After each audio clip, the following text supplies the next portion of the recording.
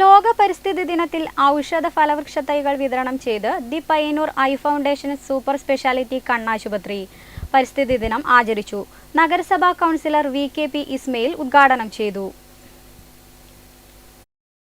ലോക പരിസ്ഥിതി ദിനത്തോടനുബന്ധിച്ച് the Payyanur eye foundation super speciality കണ്ണാശുപത്രിയുടെ നേതൃത്വത്തിൽ 1000 ഔഷധ ഫലവൃക്ഷ തൈകൾ വിതരണം ചെയ്തു. Inspired by nature for climate for our future എന്ന UN പരിസ്ഥിതി ക്യാമ്പയിൻ ആശയമുയർത്തിയാണ് ആശുപത്രിയുടെ പയ്യന്നൂർ, കാഞ്ഞങ്ങാട്, തളിപ്പറമ്പ് ബ്രാഞ്ചുകൾ വഴി ഔഷധ ഫലവൃക്ഷ തൈകൾ വിതരണം നടത്തിയത്.